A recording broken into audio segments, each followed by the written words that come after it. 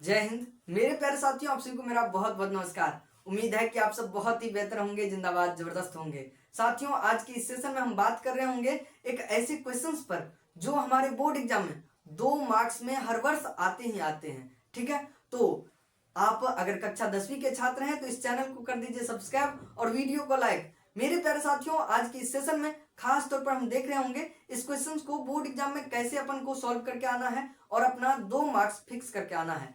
अगर आप एक ऐसे बच्चे हैं जो पीछे भी अच्छे तरीके से नहीं पढ़ पाए हैं, ठीक है, तो आपको भी समझ में आ जाएगा।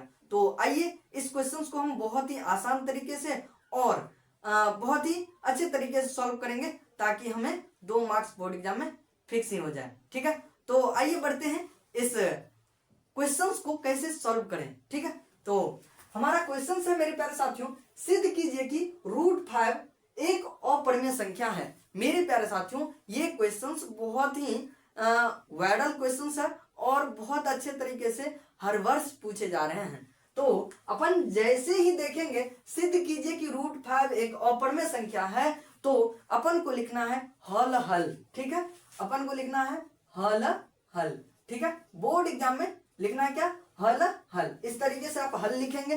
ठीक है, इसके बाद क्या करेंगे, तो अपन को दिया हुआ है √5 एक अपरिमेय संख्या है, इसको सिद्ध करने के लिए। तो अगर कोर्ट कचहरी में जैसे देखते होंगे कि वकील साहब अगर कोई मुजरिम नहीं है उस पर भी इल्जाम लगा रहे हैं, तो मुजरिम वाला लगाता है कि नहीं। अगर सिद्ध करना होगा कि ये आदमी मुजरिम है, ये आदमी मुजरिम है, तो उसको कहते रहेगा, मतलब कि मुजरिम होने का एक एक इल्जाम लगाएगा। ठीक है, मुजरिम है तो कैसे कैसे है। ठीक है, और यहाँ पर कह रहा है कि ये अपरमेय है, तो हम इसको परमेय वाला इल्जाम लगाएंगे कि तुम परमेय हो। ठीक है, लेकिन अंत तक अगर कोर्ट डिसीजन देगा कि भाई साहब ये मुजरिम नहीं है, ऐसा पता चल रहा है, तो अपन भी कह देंगे ठीक है। ठीक है, तो आइए इसी तरीके से इल्जाम लगाएंगे। तो यहाँ पर जैसे ही अपन पढ़ा कि √5 एक अपरिमेय संख्या, अपन को मानना है क्या, तो उल्टा अर्थात परमेय मानना है। तो लिखेंगे यदि संभव हो तो, क्या लिखेंगे, यदि संभव हो तो, यदि संभव हो तो माना कि √5 एक परिमेय संख्या है, एक परिमेय संख्या है। अब देखिए, परिमेय संख्या तो है जिसका समतल रूप, क्या, जिसका समतल रूप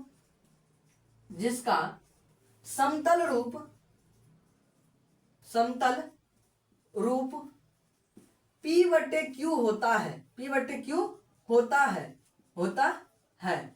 अब देखिए, अब ये क्यों लिखे कि ये तो हम उल्टा मान लिए कि √5 क्या है, परिमेय संख्या है। ठीक है, और अब अगर आप किसी को मुजरिम सिद्ध कर रहे होंगे, क्या, मुजरिम सिद्ध कर रहे होंगे, तो मुजरिम होने के लिए उसका इल्जाम लगाएंगे कि नहीं, मुजरिम का ऐसा रूप है, इन्होंने ये किया, तो भाई साहब ये अगर मुजरिम होगा तो इसका रूप इस तरीके का होगा। तो हम वैसे ही यहाँ पर लिखे जिसका समतल रूप क्या होता है, P/Q होता है। अब कोई मुजरिम होगा तो पीछे अगर उस पर पीछे भी अगर कोई केस होगा, पीछे भी वो कोई ऐसा कांड किया होगा, ठीक है, तो उस पर इल्जाम लगाया जाएगा कि इस पर जो है पीछे भी ऐसा कांड का इल्जाम है। इस तरीके से भी सिद्ध होता है कि मुजरिम है कि नहीं।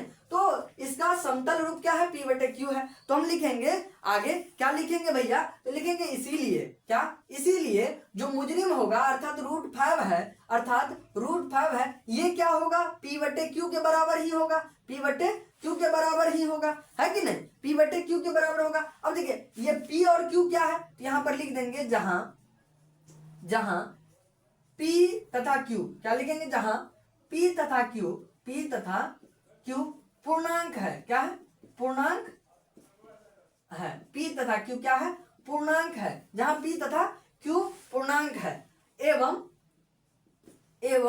Q is not equal to 0 है। ठीक है, अब लिख सकते हैं ऐसा। ठीक है, और इस तरीके से जब लिख दिए तब यहां पर लिखेंगे क्या, आगे जब बढ़ेंगे तो लिखेंगे मेरे भाई दोनों तरफ वर्ग करने पर, क्या लिखेंगे, दोनों तरफ वर्ग करने पर, क्या लिखेंगे, दोनों तरफ वर्ग करने पर।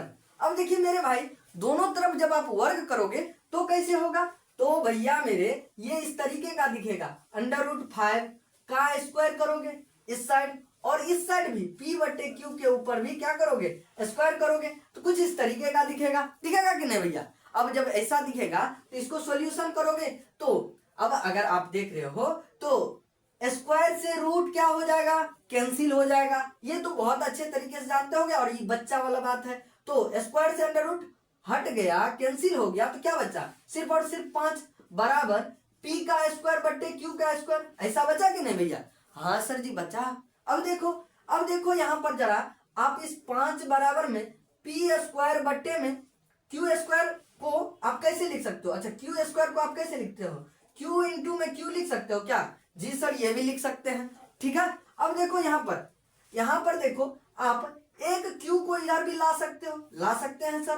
तो आप क्या करना, इसके साथ 5q बराबर में लिखना p² बट्टे में q, ऐसा लिखना। आप कहोगे जी भैया लिख लेंगे। आप क्या करना ना, तो इसको समीकरण 1 नाम दे देना। क्या कर देना, समीकरण 1 नाम दे देना। ठीक है, अब देखो यहाँ पर समीकरण 1 नाम जब दे दिया तो हमारे पास नीचे जगह नहीं है तो हम बगल में आ गए, बट आप ऐसा ना करना। ठीक है, आप ऐसा ना करना, आपके पास पेज होगा, आप नीचे तक लिखना। ठीक है, अब मेरे भाई आप कहोगे कि हमारे गुरुजी ने तो अलग तरीके से बताया था। हाँ भैया, वो भी हम बता रहे हैं। ठीक है, अगर आप यहाँ पर आओगे तो आप इस तरीके से लिखेंगे, आपके गुरुजी लिखाएंगे, इसको समीकरण 1 लिखाएंगे और कहेंगे कि भैया यहाँ पर p² 5 से विभाजित है, p² 5 से विभाजित है, इसीलिए p भी 5 से विभाज्य होगा। ठीक है, उसके बाद बताएगा कि पुनः पुनः p बराबर m माना। ठीक है, मतलब p बराबर 5m माना, जो √ के अंदर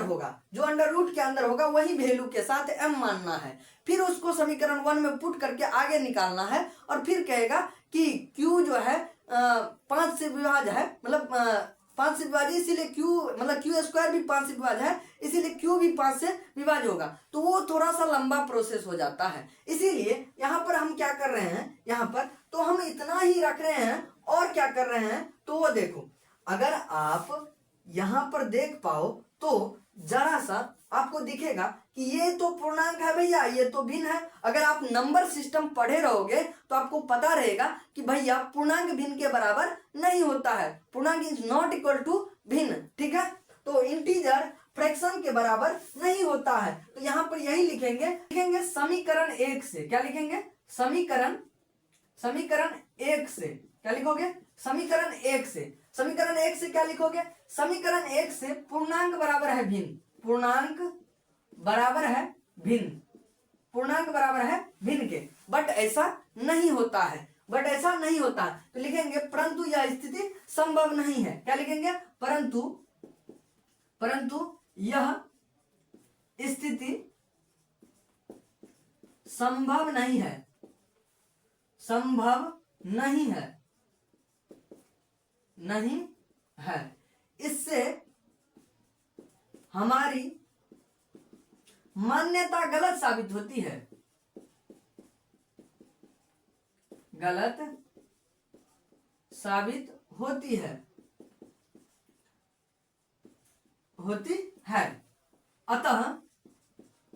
अतः √5 क्या होगा, √5 एक अपरिमेय होगा, अपरिमेय संख्या